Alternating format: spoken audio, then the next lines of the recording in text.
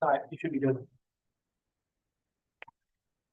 Okay, I will call this Board of Equalization special meeting together. Present are Commissioners Adine, Adler, McCurdy, McGann, Martinez, McCandless, and myself, Winfield, with County Attorney Steve Thought, Administrator Mark Heiner, with the assessor in the audience.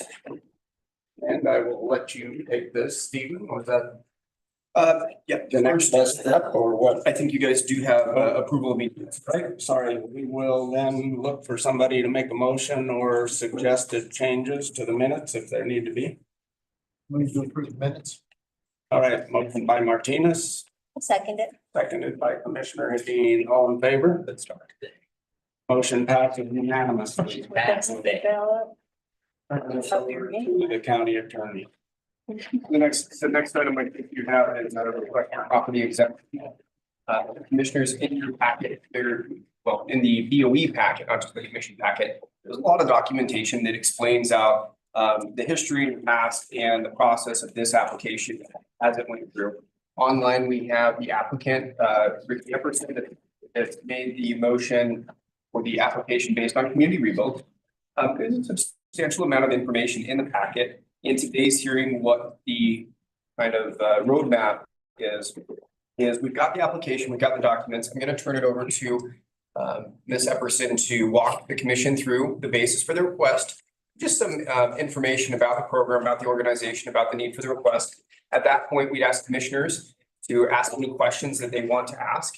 We want to focus, we've got roughly about 20-something minutes. We really want to focus the conversation on questions to the applicant. And then what we're going to do is we're going to give the commission 2 weeks to look at the documents, or the Board of Equalization 2 weeks to look at the documents. We'll return back at our next commission meeting, have this as a closed session item for the final touches to be put on the decision that will be issued. And then you'll come out of that closed session, or if you don't choose to go into closed session, you would ever have been in it, but you'll approve the decision and issue a final decision at the next commission meeting. So again, today it's the hearing on this item. I've let Ms. Epperson know about this process. From the county's position, the application was received, and Ms. Epperson can correct me, but I agree that this application is before the commission in a unique circumstance, but should be considered timely. And the reason it should be considered timely is because there was an application that was sent last year, and it was sent last year roughly it's within the first week of March of 2024. Now, on the application, it listed that it wanted to be for the tax year of 2024, but for whatever reason, the application was never processed. There was a miscommunication or a misunderstanding of whose responsibility that fell on, but for whatever reason, the application didn't make its way to the Board of Equalization, didn't make it there. And so based on that, the applicant, thinking that the county had the application and based on a previous ruling on her previous application back in 2019, she thought that was the standard course because there was an application back in 2019 that wasn't adjudicated or listened to the merits until the following year. And so she waited until this year and said, my application's been submitted or before the March 1st deadline. Why hasn't this been processed? So when we looked into it, we looked at the tax year. It was listed for 2024 tax year based on my conversations with the applicant, and the applicant can keep me correct. She said, look, I don't want to go backwards and apply for a credit or try to argue for funds from the 2024 year. Instead, I want to use this looking forward and ask for a tax exemption for the 2025 year and not dust up items over the 2024 year. So my request was that she amend the application, make sure that it says the 2025 year. And then I assured her that we would process it within that 30-day deadline from that complete submission. She submitted to me additional information that detailed out what I basically told you guys as unique and exceptional circumstances that would forgive the late filing. That's similar circumstances where we've had other tax applicants that came forward having a divorce or something similar where they said they needed additional time. So based on that, we believe the application is before the commission or the Board of Equalization in this setting with that unique circumstance because of the miscommunication. We've amended it, and now it would come to you before the merits. Once it's before you for the merits, that's where Ms. Epperson will walk us through that. But before we get to that point, Ms. Epperson, did I misstate anything so far on kind of how we got here today? No, I think you did a great job at, and just to, summarize in layman's terms, it kind of fell on somebody's desk and never got processed. And the only reason why there's just a lot of confusion, on how the code is interpreted. I've actually spoken with 3 different attorneys and they all have interpreted it differently. So I can understand how the staff has interpreted it differently as far as whether you're processing the application within the tax year. And my only point of reference was from that past application that did take a year to have the hearing. So I didn't think that was unusual, but yeah, well done, Stephen. Thank you. And then Ricky, before we get started, the agenda summary is showing an error when I try and load it. I don't know if there's any way to look at the end of that. And then I wanted to mention also that we have Ms. Hoffine in the audience as well. I didn't see her hiding back there earlier. So before we move on, and I think if you tap, I think there's a way to bring that up. But before we shift on to the next point, does any of the commissioners have questions regarding the background information and kind of how we got to where we are today? Just so it's clean. Any questions on that, if that's made sense? Excellent. So now I'll turn the time over to Ms. Epperson to kind of walk the commissioners through. They have all the documents that you've submitted. Additionally, for the commissioners or for the Board of Equalization's consideration, we've also assessed the total amount of impact.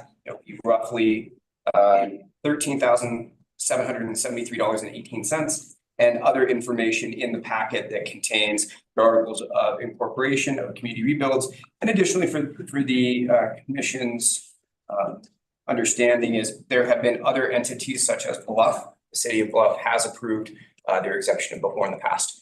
So with that, I turn it over to Ms. Epperson and she can just kind of lead through, and then we'd ask questions be directed to her, and then I promise you guys will get a topic or time to talk about everything. So if we can limit it to them, that would be great. Thank you. Well, I do want to make sure Mr. Bill Winfield has the access to the agenda summary, because I think it is a really nice little summary of why we're here today. Was that printed in your packet by chance? Or should I share my screen? Would that be helpful? If she could share a screen, that'd be wonderful. That'd be great if you'd share your screen. It's showing up in the error on my computer. Actually, if Bill, the second to the last one where it says the attachment, community rebuilds 2025 exemption, that comes up as an agenda summary. Oh, okay. Try that. Which one? The Second to the last one. Second to the last one. You see what I'm? Community rebuild exemption? Yeah. Okay, got it. Okay, yeah, that's good, Ricky. We can carry on then. Okay. We've got it. It was in a different line. Well, I'm sure most of you know what Community Rebuilds does for the community, and are aware that we're a nonprofit 501c3 organization, charitable organization, but we're also an educational facility. And so those are the terms that I applied for this tax exemption application is for the educational use.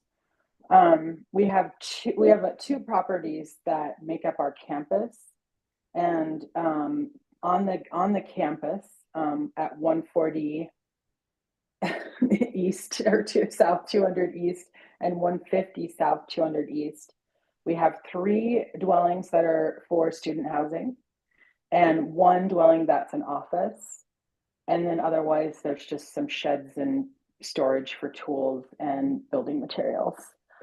I invite you, as you're looking over the documents for the next couple of weeks, if you'd like to come tour the campus, I'd love to show you.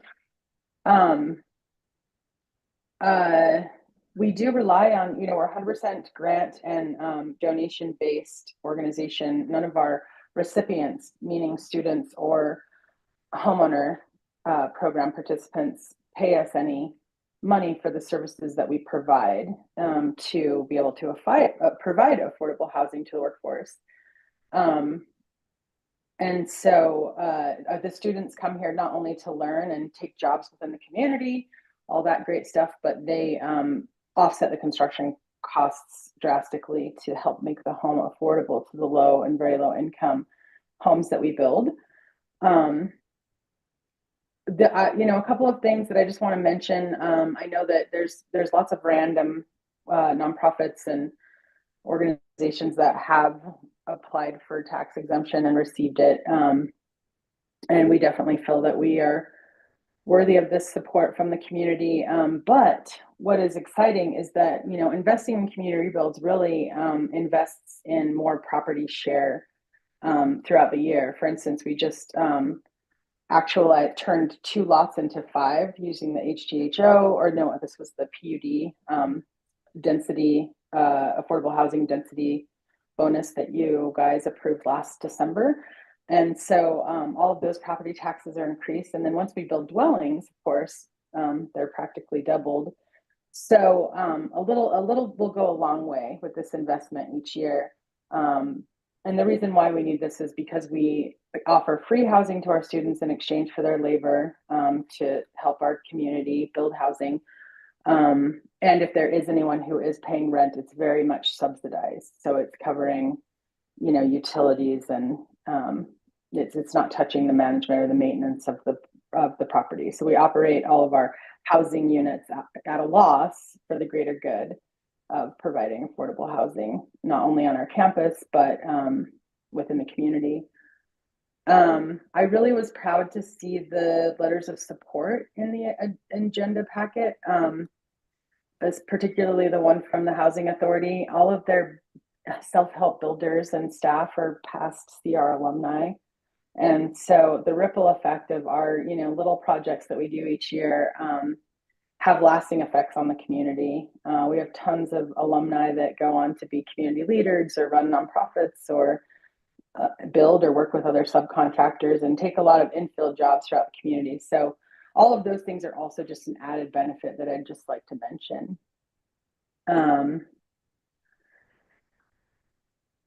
I know how busy you guys are, so I would really like to just open it up to questions. I feel like a lot of you really are very familiar with what we do.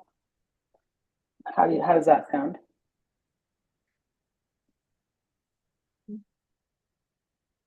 Chris, go ahead. So Ricky, and yes, I know what you do very well, and I just kind of want you to address this. So when you look at, and thank you, Stephen and Chrissy, for providing the tax exemption guidelines. And so you are applying under educational purposes, and the 2 kind of bullet points for that are maintaining a regular facility and curriculum. And then maintaining an enrolled body. So if you can kind of just talk to those 2 aspects real quick, that would help me. Sure. And yes, you'll see in the packet the CR education program overview, where we have letters from affiliated universities and our curriculum that we build upon each year and practice. And then we have several different programs, long-term and short-term, building apprenticeships that follow this curriculum. Perfect. We also do various workshops and things throughout the year on an annual basis. So I feel like that document, I'm very proud of it. Please take a look at it. So thanks. Thank you, Ricky. Anybody else? Questions? Compliments? Should probably take those too.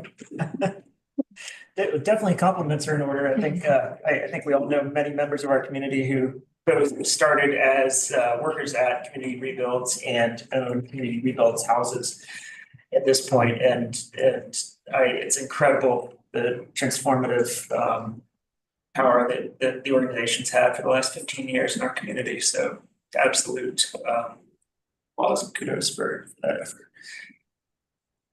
Thank you.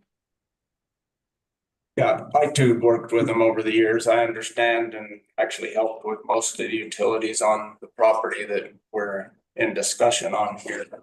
I would note that Chris Kaufman provided us some information, and what this does is passes a tax burden on Ricky. And I agree that you provide a benefit to the community, but I think it's also worthy to note that this basically cost somebody about $4 on a $10,000, if I understand that correctly.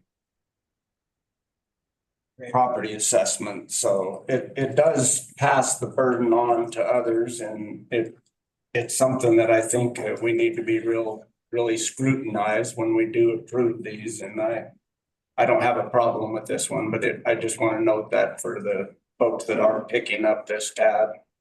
Yeah, absolutely. It's the, yeah, it says fiscal impact 13,743. That's not really an impact to the county because the county still makes its overall Right.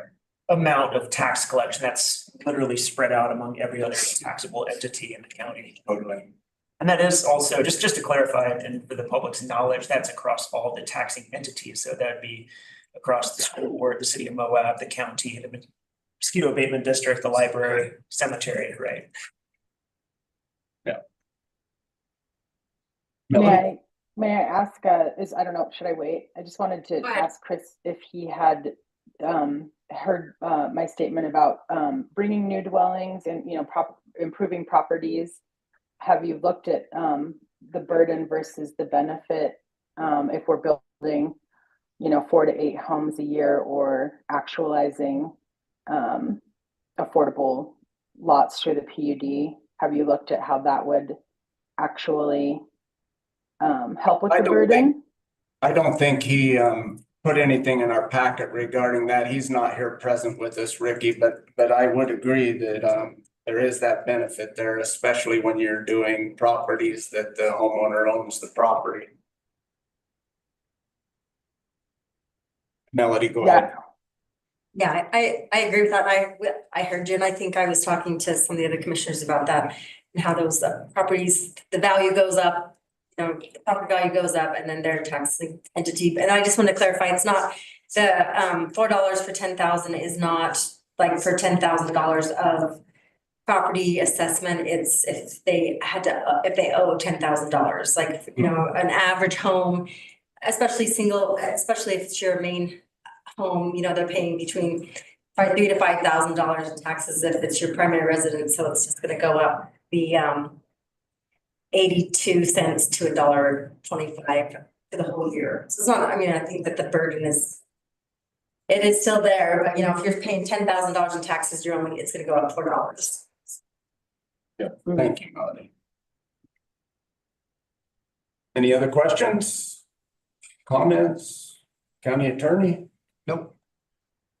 All right, so we leave this open, correct? No, this is the hearing. So the hearing would close after this. This would be all the evidence that you'd be taking, considering this item. It's all contained within your packet. You all have access to it. We close it out and we put it on the agenda for next week for both a decision and then a closed session to make sure that the decision on it matches what the commissioners would like to do, because there's yes.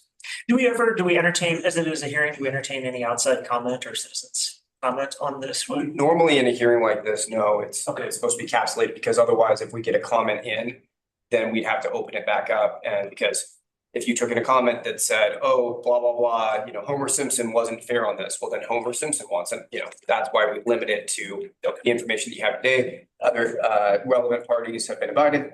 You're not, nobody else is here. You've got input from the attorney, the assessor, the treasurer, and then I think, I don't know if there's anything that you feel that you don't have information wise. Of course, you'll talk about legal perspective in meeting, but for the evidence that you guys have, I think this is, I don't know what else you would want to. No, there's nothing. I just wanted clarity, and I just wanted so people would know. Sure. And then again, there's the ability to go into closed session to deliberate that way that we can come out with a very clean decision. That it's in the benefit of both the applicant and the county, regardless of the decision, for it to be fairly well written and clean, so that if anybody challenges it, be it the applicant or somebody else being unhappy that the applicant got an exemption. That's why you want to make sure it's clean. That's everything that I have. Makes sense. Okay. Ricky's looking to say something as well. Oh, Ricky, go ahead, please.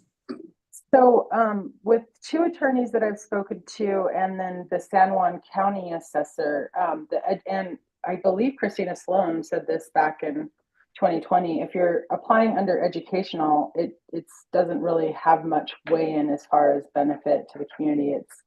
It's like what Trisha Hadina just said, like the 2 criteria. I don't know if that's, who knows, I will say that, need to take this to the state and hire an attorney and appeal this, and we don't have a lot of extra money to do that beyond here. So I'm just like, you know, if we could get clear on if that's the process, that would be helpful, I think, to know.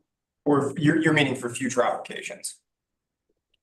Oh, no, just this current application, because it's Sure. under educational, but it's not necessarily like the discussion that this Board of Equalization will have is more so like, do we meet the criteria of education? And then it just is what it is my understanding.